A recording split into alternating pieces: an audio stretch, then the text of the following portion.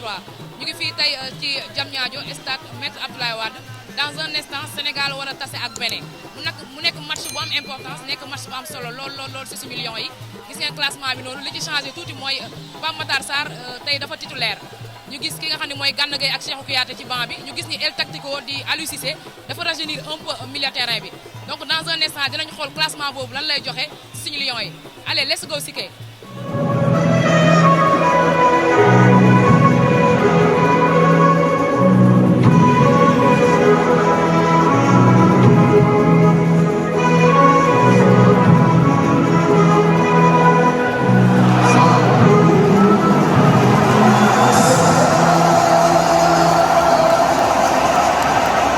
Merci.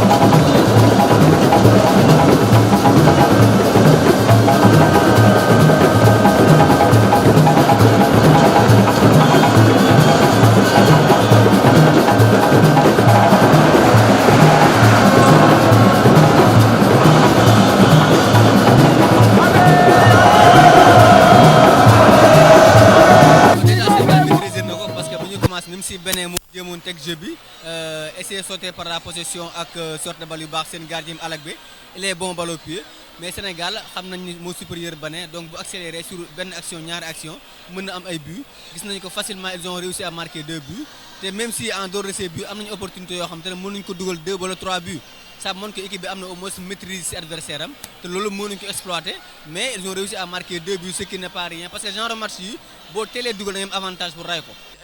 yaakaar naa ni Sadio Mané record bi muy jege je pense mooy lu gën a ndaw si li nga xam ni dimension bi nga xam ni carrière am jël na ko actuellement parce que mën naa ko comparer ak Benzema instant bi mi ngi dugg âge boo xam ne il montre beaucoup de maturité dans son football et beaucoup d'efficacité maintenant mi ngi aussi benn période charnière carrière am boo xam ne mi ngi jël confiance ñu ngi koy gis parce que même à Liverpool am na autonomie boo xam ne mi ngi koy wane ci terrain bi maturité boo xam ne mi ngi koy wane ci terrain bi mi ngi fay waaj a jóge il l'a confirmé pratiquement à demi-mot ci conférence de presse bu mu def ci avant match bi maintenant ci terrain bi aussi wane na maturité bi et je pense que ce sera bénéfique pour le Sénégal parce que gis nañ ko ci Égypte bi muy tegle ñetti coupe d'Afrique yi di ko jël équipe bu mag boo bëggee tegle compétition majeure yi soit di ko jël wala di ci yegg benn niveau boo xam ne niveau bu kawe la foog joueur bi xëcc équipe bi am benn niveau de maturité niveau de performance bu muy toll te yaakaar naa Sadio foofu la toll te ñu ngi koy gis mi ngi xëcc équipe bi bu baax. mën nañu wax ne on a été régalé par le premier but de Sadio Mané qui mën nañu wax ne léegi dafa bëgg a nekk dóoreel de penalty mais aussi tiit nañu un peu mais bon moi j'avais confiance je disais à mes collègues là que Sadio war na mën a di dóor penalty ba nga xamante ne dootuñu amati bu jaalee penalty dootuñu amati yenn ñàkkare yi et puis pour sur son deuxième but muy nekk loo xamante ne muy égalé Henri Camara sur les meilleurs buteurs sénégalais en sélection. C'est une bonne chose ñu koy magnifier peut-être délestage bi moo xaw a wàññi tuuti seen rythme mais ak le deuxième mi-temps bi peut-être dina gën a ne waaw j'ai beaucoup apprécié la titularisation de Pape Matar Sarr il est dans son match il fait son match il est bien il est à l'aise et tout donc il a sa place dans l'équipe comme disait le coach rek tout le monde a sa place dans l'équipe maintenant à lui de faire le job pour rester dans l'équipe. Bon, Pape Matar il profite de la gêne musculaire de Gana mais je pense que rôle bi ñu koy utiliser comme milieu droit il fait son match pour le moment ci première mi-temps bi et on espère que ça va continuer pour la seconde période. Pape Gueye également il fait un excellent match au milieu de terrain tout comme Boulaye Dia qui produit beaucoup de jeux en tant que neuf il fait jouer ses partenaires et je pense que Aliou Cissé 4-3-3 la doon jouer mais tey pratiquement 4-4-2 lay jouer mais c'est un système boo xam ne ça montre beaucoup de fluidité dans le jeu. Ce qui reste mooy am nañu ay quelques défaillances ci ginnaaw ndax Abdoul Diallo on a l'impression que ba tey dafa dese rythme mais gis nañu défaillance ci ginnaaw il faut le corriger en deuxième période pour ñëwaat. waaw justement Pape Matar Sarr ñu ngi ko doon xaar au moins dans l'entrejeu mais gis nañu ne Aliou Cissé il a mis un 4-4-2 teg ko ci côté bi décalé ko complètement ce qui permet à Sadio Mané et Boulaye Dia ñu nekk les deux de devant mais gis nañu ko il a montré beaucoup plus de sérieux.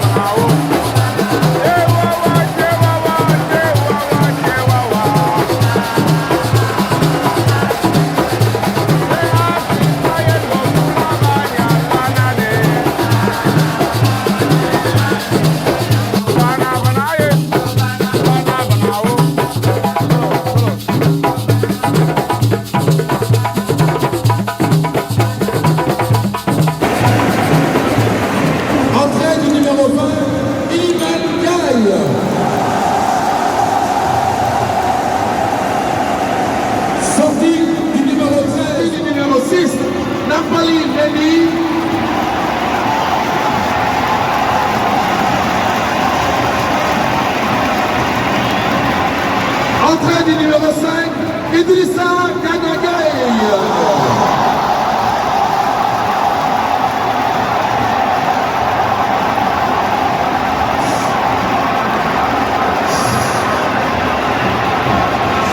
Interception. Le contre favorable pour les Béninois. On va essayer de lancer. Junior, la frappe. Oh là là. Oh là là. On va du au milieu de terrain.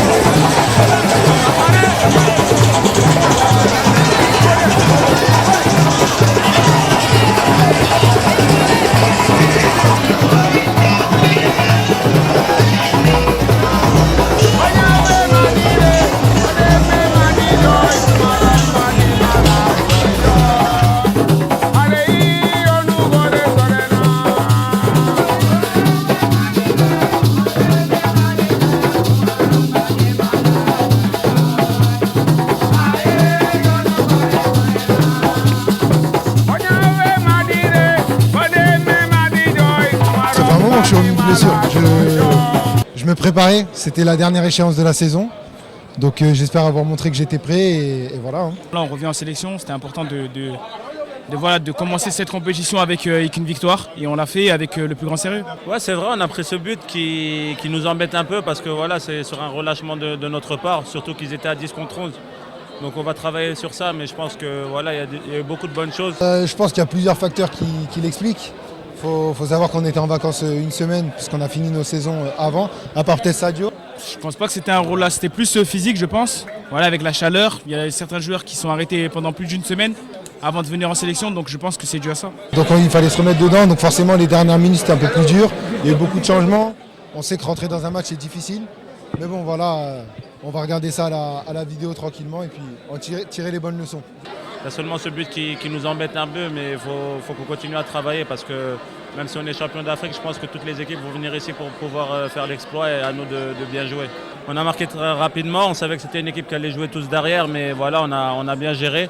C'est dommage qu'on ait pris ce but, mais voilà, je suis content pour Sadio, pour son triplé, devant notre public, encore de la fête, donc voilà, on peut être que content ce soir. La même manière qu'on l'a entamé celle d'aujourd'hui, voilà, toujours concerné, toujours concentré et on va vouloir finir le travail lors du prochain match. tey dañu am benn équipe boo xam ne dafa ñëwoon fii carrément pour jéem si am dara donc yaakaar naa ni équipe bi def na lu war boo xoolee premier mi-temps bi match bi jeexoon na commencé na jël nañ match bi au sérieux lépp lu ñu amoon joxoon nañ ko et yaakaar naa ne victoire bi mérité nañ ko. Je pense que je peux pas espérer mieux. Vous savez, c'est ma première fois, je pense que c'était pas évident, mais bon, après tout, je pense que le plus important c'est de gagner le match. On l'a fait avec la manière et heureusement, tant mieux pour moi, j'ai marqué 3 buts et l'équipe a gagné, je pense que rien à se plaindre. Vous savez, j'étais même pas au courant, c'est vous qui me le... Et je l'ai apprécié. Honnêtement, je suis tellement content et fier de battre le record, mais bon, je pense que aussi dans l'ensemble, les records sont faits à battre. Tant mieux pour moi, mais comme je l'ai dit tout à l'heure, Henry reste pour moi, reste mon idole et je pense que ce qu'il a fait au Sénégal c'est énorme.